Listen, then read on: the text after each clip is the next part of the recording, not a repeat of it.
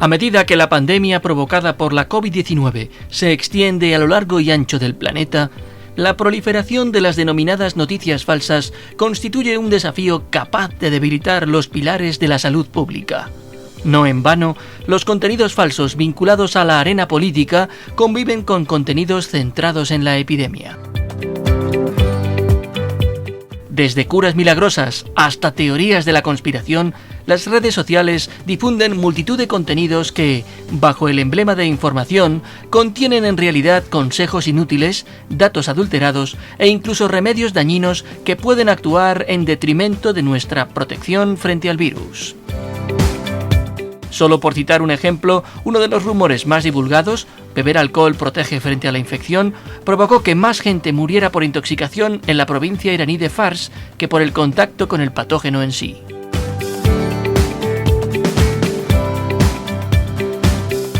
Al mismo tiempo, numerosas teorías sobre los orígenes de la infección han sido creadas, traducidas y compartidas por sitios web y cuentas automatizadas, conocidas por sacar provecho económico de la desinformación.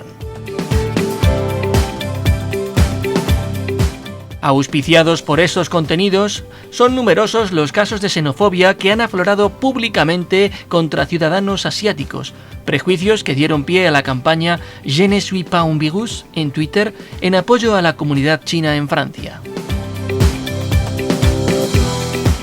La magnitud de la problemática llevó al director general de la Organización Mundial de la Salud, Tedros Adhanom Ghebreyesus, a declarar que vivimos inmersos en una infodemia, una situación en la que los rumores sobre la emergencia sanitaria hacen que sea muy difícil identificar las soluciones, alimentando un ambiente de confusión, miedo y desconfianza nocivo para los ciudadanos.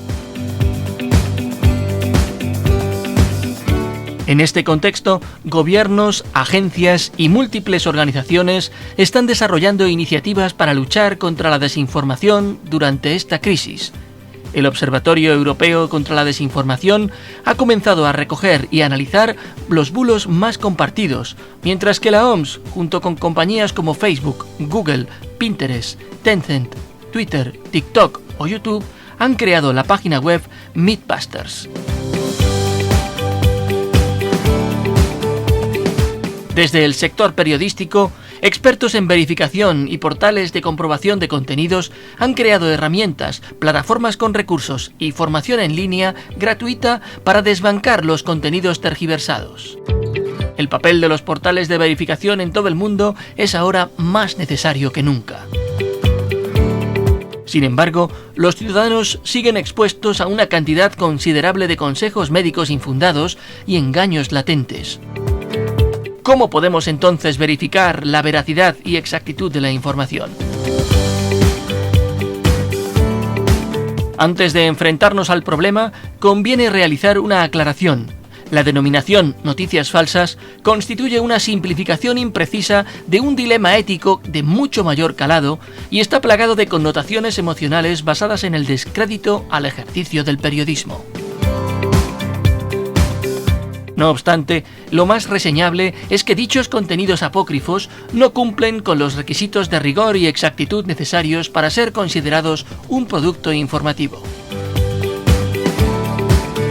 Para acabar con la inexactitud del término, la Comisión Europea acuñó el concepto desorden informativo, un vocablo que comprende misinformation, información errónea, es decir, información falsa compartida en redes pero sin la intención de provocar perjuicio alguno, desinformación o falsa información compartida con la intención de infligir un daño, o malinformación, cuando una información veraz es compartida con el objetivo de causar daño, como por ejemplo revelando información privada en la esfera pública. Nuestro papel ante la desinformación es activo, ya que tenemos más herramientas de las que pensamos para detectar un contenido adulterado.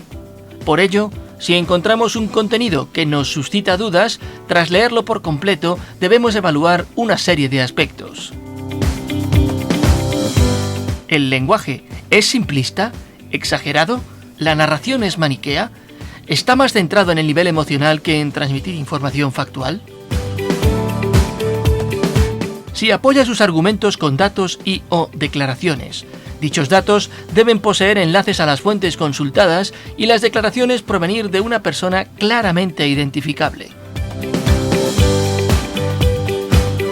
¿Las noticias van firmadas? Si además del nombre completo se indica una dirección de correo o cuenta de Twitter, mucho mejor.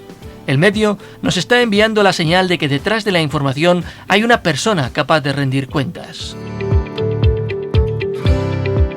Preguntarnos por la intencionalidad de la información.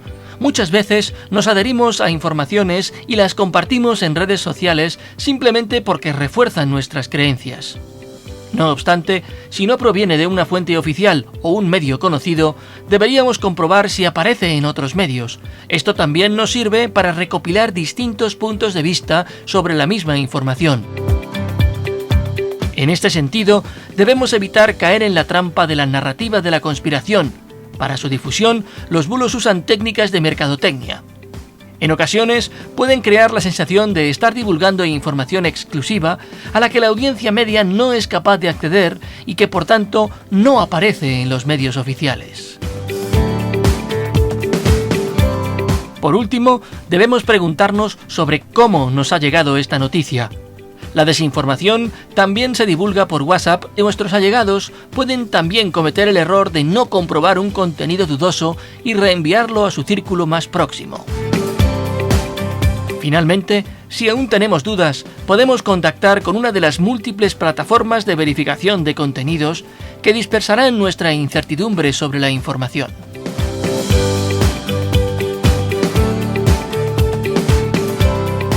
First Draft, probablemente la organización más importante a nivel mundial en la lucha contra la desinformación, ha publicado las siguientes recomendaciones para los medios. Evitar usar lenguaje sensacionalista que pueda aumentar el miedo. Evitar emplear imágenes de archivo que alimenten estereotipos y causen más pánico. Evitar especular sobre los posibles peores escenarios.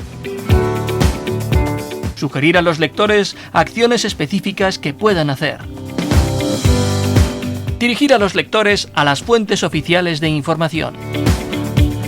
Saber qué preguntas hacer sobre una nueva investigación. Hablar con más de un experto. Recordar que no todos los rumores merecen cobertura. Si se cubre un rumor, destacar los hechos ciertos en titulares y tweets. Simplificar la información complicada, por ejemplo, los niveles de riesgo. Evitar el lenguaje despectivo. Averiguar qué preguntas se hace la audiencia y responderlas. Incluir fuentes de los datos, fechas y contexto en mapas y gráficos.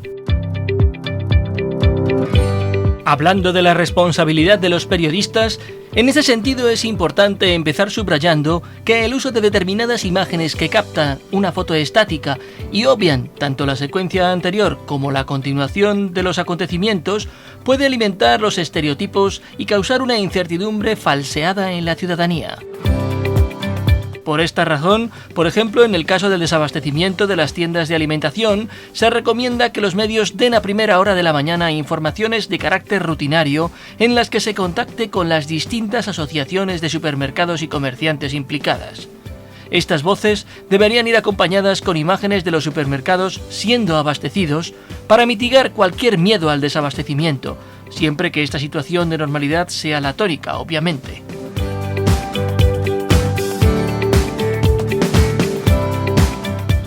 Desde esta perspectiva, el uso de determinadas imágenes debe responder a cómo de importante o relevante es esa imagen o ese vídeo para contar la noticia y no alimentar con estereotipos el racismo o la xenofobia.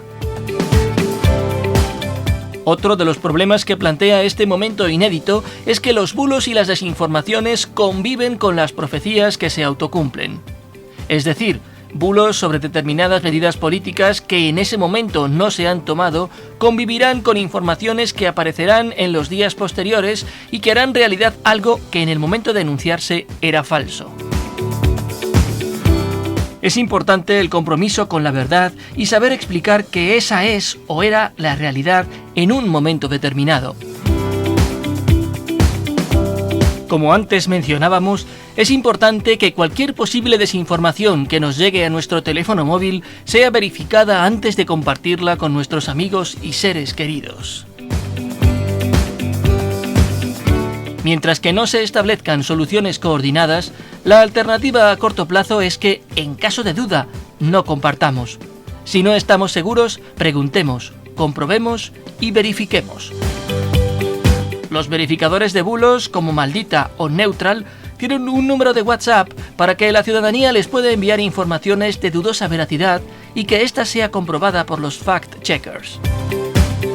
La creación de comunidad en torno a los lectores o usuarios debería conseguir que cuando recibamos el desmentido o la confirmación de los fact-checkers, se la reenviemos a la persona que nos envió inicialmente la posible desinformación con el objetivo de que ésta participe en la cadena de responsabilidad compartida que necesitamos en ese momento. La situación actual hace que la ciudadanía necesite reforzar el sentimiento de solidaridad, comunidad y compromiso. Acciones solidarias de colaboración y ayuda en la comunidad en la que vivimos, ayudas a la compra, iniciativas para hacer más llevadero el confinamiento, etc.